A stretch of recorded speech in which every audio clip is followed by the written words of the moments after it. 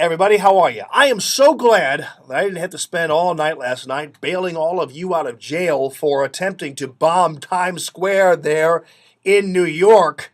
Because after all, as Mayor Bloomberg pointed out, people who are opposed to Obama's health care policies may be suspect and may in fact try something like bombing Times Square.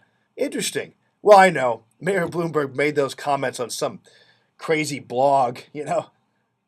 Actually, no, he didn't. He made the comments on CBS News with Katie Couric. And Katie Couric was there.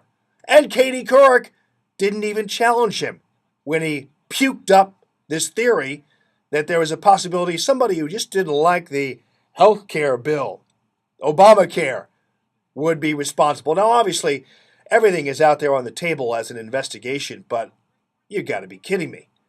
But then again, this runs into the narrative that CBS News and ABC and NBC and the New York Times and Newsweek and Time and others have all been promoting, that you all of you who are opposed to President Obama's policies, all of you who are appearing at the tea parties, are somehow potentially dangerous to this country and in fact capable of terrorist attacks, even though there hasn't been one shred of evidence to that direction. Yeah, so they arrested this Faisal Boblani guy, and now they're linking him to Pakistan. He's claiming he acted alone. Well, who in the heck wouldn't claim they acted alone? Could have been a practice for a potential suitcase bomb in the future, a nuke bomb. You never know.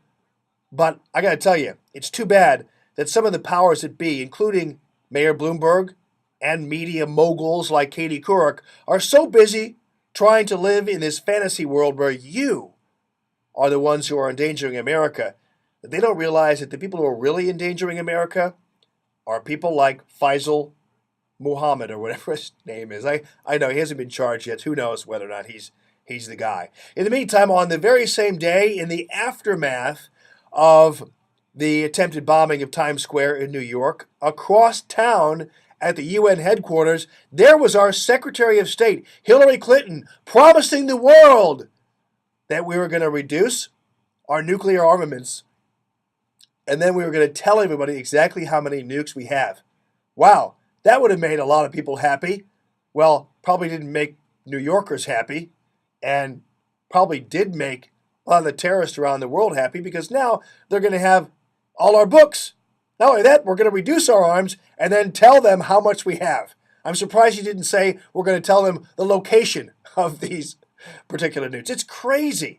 That kind of foreign policy, you got to be kidding me. Especially in the aftermath of the bombing. It wasn't but 12 hours after the bombing, and the speech took place at a time when they were just now unraveling the international quotient as it relates to the suspect in the attempted bombing of Times Square. Also, by the way, speaking of craziness, Brownie was out there trying to insinuate somehow that President Obama's running slow on purpose with this whole oil spill thing because he wants to, somehow promote his agenda, the green agenda. Well, I got to tell you, first of all, the president doesn't need an oil spill or an oil refinery explosion to advance his agenda.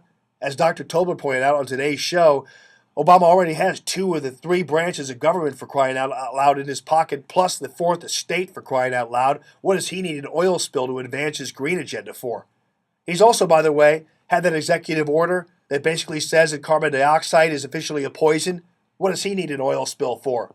I mean, come on. At some point, we become just like the people who were the moonbats back in the day during Bush's administration, where every time there was a tornado, it was like, it's Halliburton, they caused a windstorm with their... I mean, it's crazy.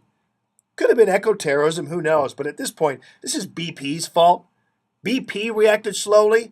This is a BP that can't even have clean bathrooms at its filling stations around the country. You think it can clean up an oil spill, for crying out loud?